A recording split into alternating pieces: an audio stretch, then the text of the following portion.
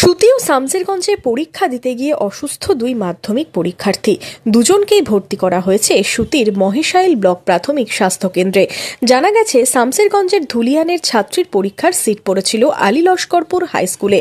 পরীক্ষা কেন্দ্রে পৌঁছানোর পরই ওই ছাত্রী অসুস্থ হয়ে পড়ে, তাকে মহেশাইল হাসপাতালে পাঠানো হয়। অন্যদিকে সুতির মোরালিপুকুর হাই স্কুলের এক ছাত্রী কাশিমনগর হাই স্কুলে পরীক্ষা শুরুর কিছুক্ষণের মধ্যেই অসুস্থ হয়ে পড়ে, তাকেও মহেশাইল হাসপাতালে ভর্তি করা হয়। সেখানে সুস্থ হলে হাসপাতালের বেডে বসেই বাকি পরীক্ষা দেয় সে।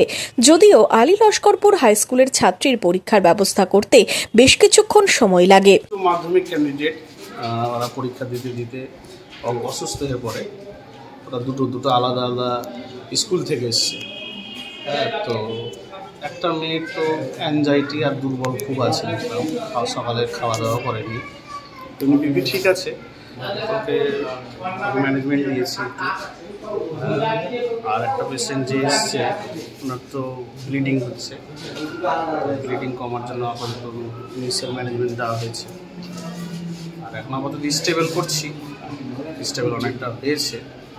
আর অ্যাকোমোডেশন করে দেওয়া হয়েছে যাতে এক্সামে ওরা যদি ইচ্ছুক থাকে তো দিবে। স্কুলের শিক্ষকটা কি এসছেন? হ্যাঁ, একটা স্কুলের শিক্ষক এসছে। কোন স্কুলে?